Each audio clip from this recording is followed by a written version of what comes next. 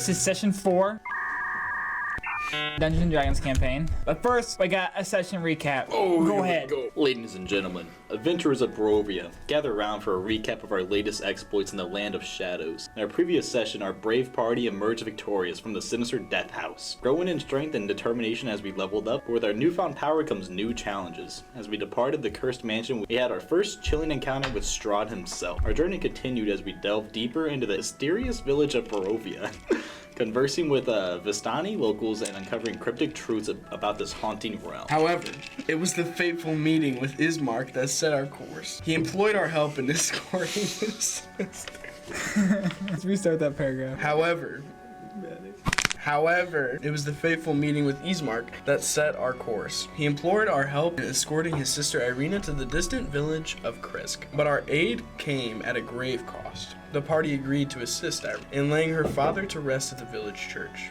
This task revealed a tragic tale, entwining us with Pastor Donovich and his vampire-spawned son, Doru. As night fell, we bore witness to the haunting March of the Dead, a macabre procession of fallen warriors who'd once battled Strahd. Our restful night at the church has ended, and the journey to Krez now awaits. In our company are Zazriel, John Pork, Michael, Ismark, and Irina, each with their unique burdens and hopes. Notably, John Pork, amidst the shadows of Barovia, found his long-lost wife, but his daughter remains missing, a haunting enigma we must eventually confront. To navigate this perilous land, we've taken refuge in a carriage, leaving behind the familiarity of Barovia as we venture deeper into the mysteries of this dark and treacherous realm. So ready yourselves, for our tale in Barovia continues, and the shadows that envelop us are ever more profound. Awesome. The carriage, pulled by spirited horses, trundles along the foreboding path that leads from Barovia towards Krisk. So you guys are on your carriage. Zazriel, you're driving. John Pork, you are sitting there. Your suit it's ripped basically. Michael Tonawall sitting down the rear of the carriage, honing his masterwork greatsword. Irina, she is sitting on the back of the carriage, her feet dangling, just watching the road behind her. Ismark, which he is standing on top with his crossbow drawn, kind of like at his hip, and he's looking out in front, watching with you guys too. You guys can see the path of a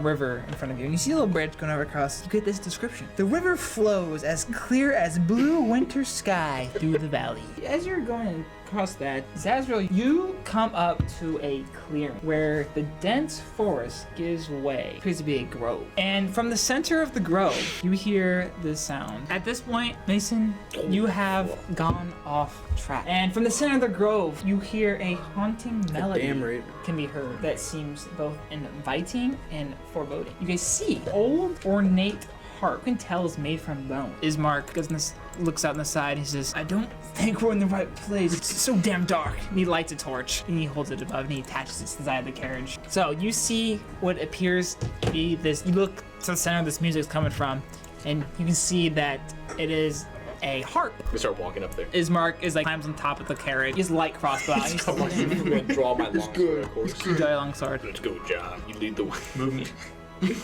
Michael, after you. Alright. After me. I'll lead the way. How about we go side by side? Hold hands. Skip. Skip? Can we skip? Is there any rocks in the path that I might trip over? I'm sure, yeah. Do you want to trip over one? No. The earth itself is shaking. You can instantly see those trees that were kind of area, they actually come to life. They animate to life. You can instantly see these two right here. That's all you can see from here because it's so foggy. Are they moving around? They look to be angered. They seem to be messed with. Do they see us? Yeah, they see you guys. And also, as you guys got closer to that tree, not only did you hear the harp playing, but you heard a louder humming sound coming from the general area of the harp. Michael, your turn first. I'm gonna move towards the heart. You got there. You have 10 more feet of movement after this. As you do this, you can see from your peripheral vision these monsters. They seem to get angry from that. Your turn, Zazriel. What do you want to do? You do have guns. I do have guns. I could probably shoot them from here. I'm gonna fucking draw my sniper from my back. Okay, I definitely missed. I got 3. You take your shot out. You see in the distance a bunch of birds at the trees. Delabinian, your turn. John Pork. You have a torch in your hand. Can I walk up with my cane over to the harp, mash it? Yeah, roll the hit. 14? That's it, yeah. Cool spin thing, go splits in half. The violin thing has stopped, but you still do hear a light humming sound, almost like a heart beating. Hey, Hey, Michael, there's a heartbeat somewhere in the tree, I think. Oh. I have fire, though. You want to light this place up? Not bad. All right, it is now these things' turns now. You see this thing just crawl under the ground, and it disappears for a second, and the ground looks untouched, besides from the spot it went in. However, Dalabinian, as you go to like expect the street, from the corner around the tree, you see this another one you didn't see, coming across it with this, just coming and calling around. Pass me that torch. He hands you the torch. It burns it. Ow, no. What are you gonna do with it? I'm just gonna go put the torch on the base of this tree. I'm gonna try to light this Okay. bitch. As you cook them, you hear like wailing sound, like some like a really high pitched scream coming from this tree, and it's starting to cook there. You think it might spread pretty quick. But John Pork, Dalabinian, your turn. Can I cast Internal Flame on it? 46 damage. Nice. Holy crap, yeah. Chris, your fire, you can see like from little holes that your thing has started. You can tell that there's a bigger fire now starting inside this tree. Oh, okay. I'm actually really stupid. Not 46. My bad. 23. It was supposed to be 23. I don't know why I doubled that. This flame goes back down a little bit. It goes, the ground below you just all of a sudden erupts. You see this one of those creatures instantly appear in front of your face. The one to you, Dalabinian, first. It takes its two massive fists and it comes and just slam down onto you. One fist comes and like smashes you and hits you against the tree, and the other one just comes and misses. Chris, it comes up to you and its one fist comes to uppercut you. Oh my god. And Sam, for you, again, the one that's next to the tree, you see its like chest cavity open, and you see these little vines shoot out. Oh god. And they're gonna try to use entangling roots on you. No. They try to wrap around you, you break right off of it. It is now your turn, Michael. I did 8 damage. You swing, and your sword just bounce right off of it. It's resistant to whatever you just did. I'm gonna pull the hand axe. Is the tree in the center, like, is it making any noises? It's like kind of like a really high pitched scream. 42 damage. Holy crap! Fire damage. Yeah, you freaking shoot your little thing. Is it like a kind of? It's an orb. It's like a fiery You orb. freaking, yeah, you have this orb, you conjure and you shoot at it. It just erupts into this massive flame. You can tell this thing is struggling to stay alive right now. These little hues of colors in its eyes starting to flicker out a little bit. Okay. Nice. I'm on fire, bro. I'm on fire. He's British. Oh shoot. Takes two fists and comes slamming down right on top of you. God. 6 damage to you. So I have 1 health. Am I unconscious? No, only at 0. puts The the fire inside the thing is starting to get bigger inside this tree now. I'm gonna Phoenix Snap whichever one is lower. He's mad. So it grabs you, Chris. It is going to go underground with you. So you won't be affected this turn. But next turn, though, you will be affected. These two people, you just you just see Michael go just get pulled underground. I'm gonna throw a healing nade right there. Heals anybody of my choice within the 15 feet of the radius of the grenade. You just hear like you feel your Can I disengage? Okay. Go back to Zazriel. Ismark, they're weak to fire. Here's the torch. You're kind of far away. You can toss like him 10 feet. What'd you get?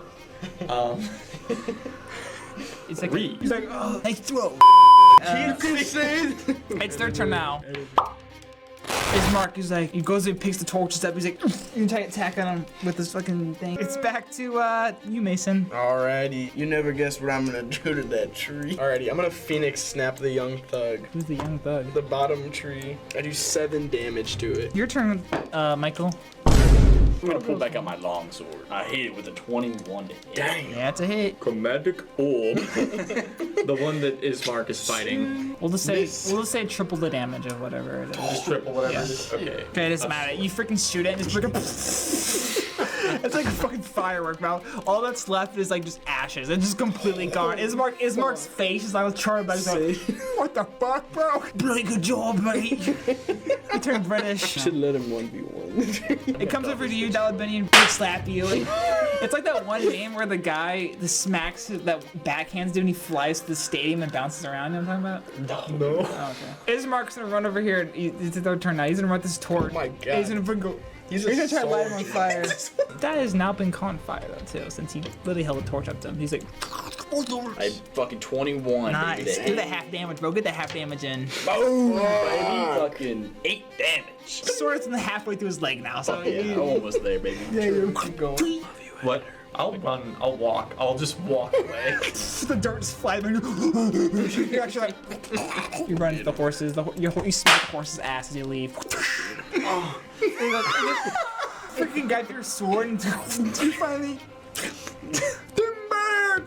He's on the ground. He's unconscious, but since he's technically on fire, it just erupts into flames. He's on fire. Go over to where this humming sound is. You can tell that it is coming from the root system of this tree. Can I turn Spark into a shovel, like a little hand Yeah, shovel? you little trowel kind of. Yeah. Yeah. Holy fuck, there he is. He's so big. You transform into a trowel, and you start digging. And as you're digging, the sound of this beating gets louder. Oh, you're fuck. obviously striking near where it is. Yeah. And you take one last swing at this dirt, and you see in there a glowing red crystal, and it's producing the sound that you've been hearing all along. Whoa. And it's connected to the root system of this tree. Rip it out? Yeah, you grab it and like these little like light green juice kind of squirts out of it, and you have it. Ismark was like, "What do you got there in your hand?" I don't know. I was hoping you would know something about it. Beats me. I don't know what that is. Spark flies over, and Irena's like, "What do you got there in your hands, Azrael?" I have no clue. Do you know anything about this? I'll show it to her. And she looks and takes it, and she's like, "I don't know. Where'd you find this?" She I hands found back it to in the ground underneath that great tree. You look over at Dalabinian, he just soaked in blood.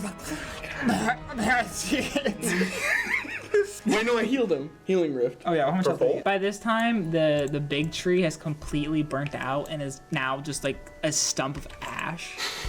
Hey, that's fucking awesome, jeez. It's like Baldur's Gate 3, where it matches the scenery of where you at when you go to camp. As you guys sit down, finally build a camp, Ismark like, "You guys did very well today. I think we have a great chance of getting Irena to safety." I fucked that tree up. Well, I guess I'm going to go to bed. If you guys need anything, just wake me up. As you guys continue on your journey, you hear from the distance a sound of someone calling for help. Following the sound, as on your guys' trail, you guys come across what appears to be... What the fuck? I've never seen a fucking person. An upside down person? No. Help him! I love the way he rotated. Appears to be a traveler man. His traveling clothes is all worn out and stuff. He is hanging upside down. Alright, I'm gonna move and grab the map. You go to the rock that's left. This thing is torn in pieces, Oh. and it's just soaked in blood. It's almost unreadable. I'm like, oh, I guess we should get this guy down. If I shoot the rope, will you catch him? I could try. Alright, I'm gonna shoot the rope. Put your side really, and you see, and he falls in your hand. He just falls right into your arm. He's like, oh, thank you. And you see, like, again, like, you see more clearly now. It's like a wooden brace trap thing that, again, is buried from two sides, buried into his thigh, is then attached to this thing around his ankle, which was tied to a rope that was hanging from his tree. I continue like lightly tapping him in the face. He's like, I'm awake, man. Stop. Yeah, you can tell by the name. Yeah, he's like, Holy fuck. he's like, you guys have any food or something? I'm so hungry. I'll look. Let me put out a hand and lift him up. He's like, oh, I don't have food, but I give you a good handshake. oh, thank you. My name's Eldon. I'm from the village of Barovia. Barovia? Hey, Ismar, come here. He's like, what is it? What is it? You know this guy. man? I've never seen him in my life before. Lies! He says he's from Barovia. Worst people to be interrogating this guy right now. Yeah, we can't just leave him in the woods, though.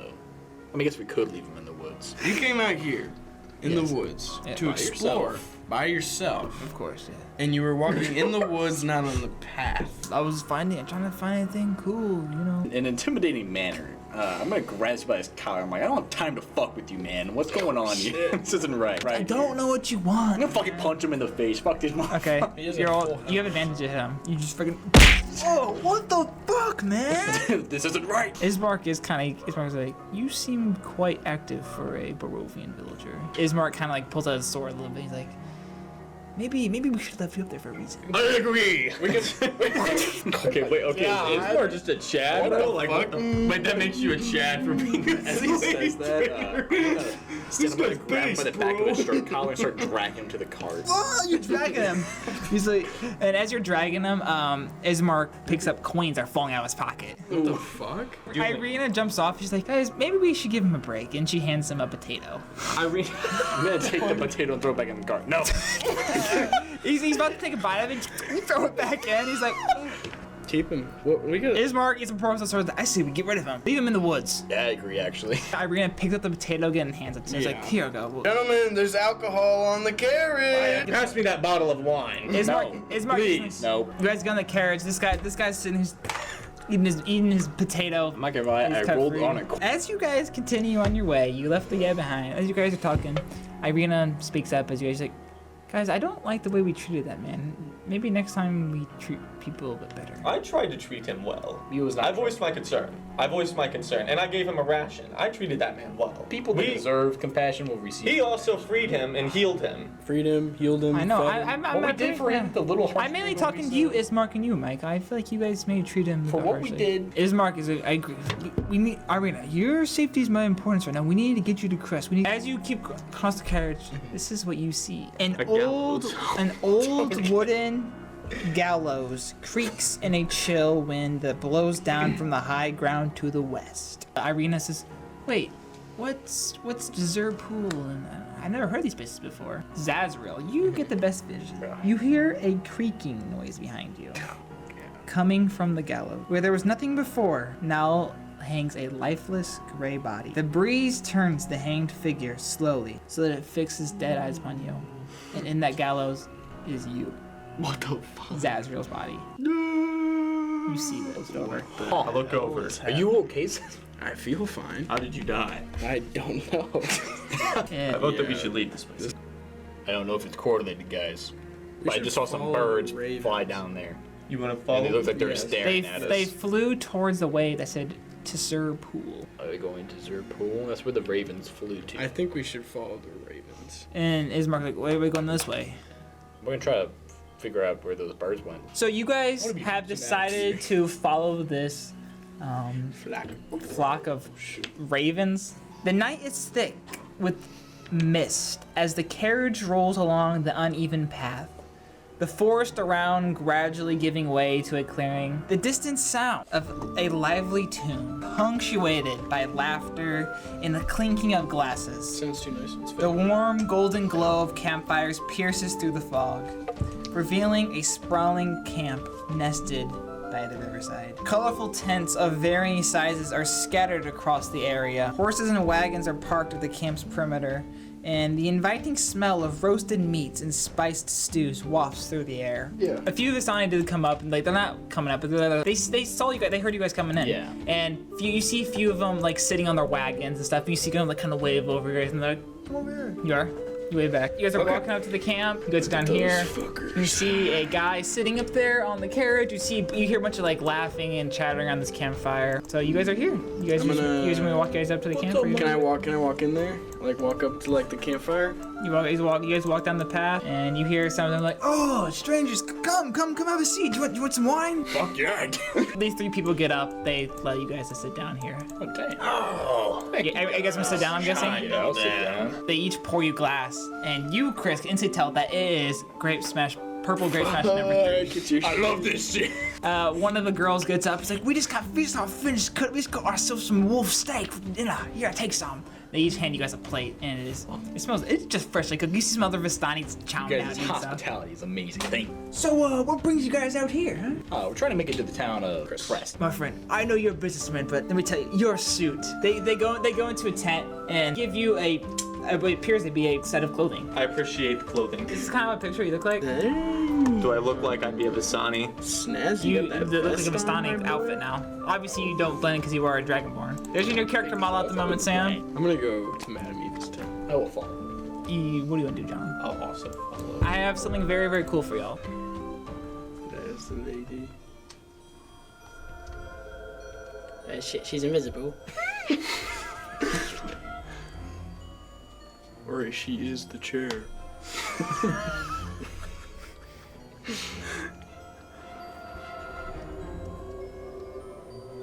She tried to Pokemon battle me? She is. Did she die? Is that her Secretly a skull? Magic the Gathering player. True, she is. Oh, dude, she's laying out her deck. Is that her bench, bro? Pretty much, dog. That's what you see when you walk in. This lady, she comes around. She's like, she kind of cackles a little, but she's really crazy. And Madame Eva, her eyes seem very ancient. She seems very knowing and wise. Her voice is deep and resonant, echoing like an age-old song from the annals of time. And she says this: "Ah, the threads of destiny have intertwined you three in the shadowlands of Barovia." And she looks at you, Zazri, like, "Oh, I've seen the path you walked, the scars you bear, and the futures that could be." I'm aware. She looks at you again, Zazriel. Zazriel, lost angel, your celestial memories are veiled, yet in their place, visions from God's unknown beckon. In Willowdale, you sought purpose, crafting and mending in the quiet corners of town, yet divine whispers tug at your heart, pulling you toward a destiny yet Her eyes shift to you, Michael. And you see her face get slightly sad when she looks like Michael Tunnelwall, the brave guardian of a village that now only exists in memories and tears. I see the hills, the love you held, and a tragedy that ripped it all away. Willowdale became a heaven, a place to drown the sorrows and seek vengeance. With Hank Winters, you found solace, yet your heart's quest for justice remains unquenched. And then she looks at you, John Pork, deeply in the eyes. And a knowing smirk spreads across her face. And Dalabinian, or should I say John Pork, born of a dragon's breath and arcane might, your journey from revered sorcerer to the businessman of Willowdale is a tapestry of disguise and desire and deceit. The Pork Bank, a bastion of commerce, or a sanctuary for secrets and lies. Only you truly know. Yet, beneath that facade, the weight of your past and power, of your magic pulse waiting in the moment to be unleashed. And she looks at you guys, and she sits down in her chair. The mists of Barovia hold many secrets. The cards reveal even more. Each of you carries burdens and dreams in this land. Both can be your salvation or your doom. She pulls out from her this thing of cards, and she she shuffles them into her hand. Do you wish to know your future? Yes. What's the cost? Cost is nothing. Here's the card she's actually holding. All right, I have them here. Damn. I want to draw and just. I've already shuffled these cards. I don't know what the outcome of these cards are, so I'm kind of excited myself. One all the way over there where it says 7. Charlatan. Cards tells of history, knowledge of the ancient will, help you better understand your enemy. And you can find that one.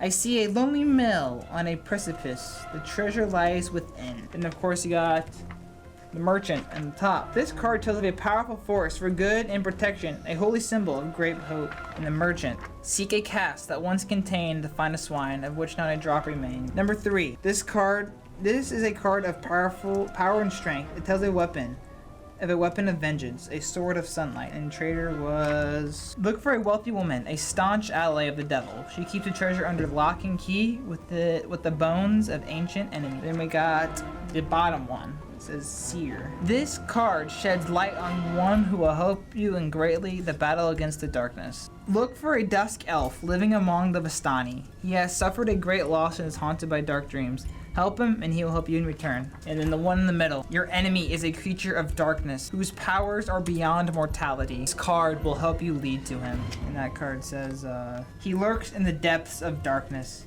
in the one place to which you must return. Alright. Understandable. Have a good day. I guess that's that's all I need to know. You guys wanna head out? Yes. As she's leaving, she just kind of cackles to herself a little bit. I'm not a bitch, she says as he I'm a witch, not a bitch. You guys are back out, and the guys are still there talking and stuff. You see some, they're like partying, they're playing the freaking banjos and stuff. And one of them turn around like, how was Madame Eva? What'd she say to you guys? A lot. Well, yeah. Cool.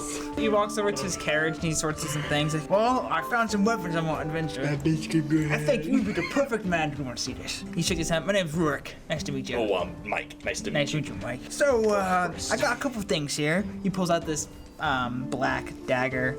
It's a sleek, darkened steel dagger with a hilt wrapped in black leather. The blade seems to absorb light. This right here is a Shadowfang dagger. I found it in a tree, actually. I'm guessing someone left it in their tree. What do you think? You think you like it? Not much of a dagger. Yeah, you're right. You want a big weapon. Before we get to that, I mean, I do notice you do have a bow on you. I do. So, look at this. He pulled out this nice, elegant longbow made from a ghostly white wood with silvery string. What do you think about this? I call it the whispering bow. I found it from a couple of weird trees I found, and I chopped them down, and I made this myself. Why is it called the Whispering Bow?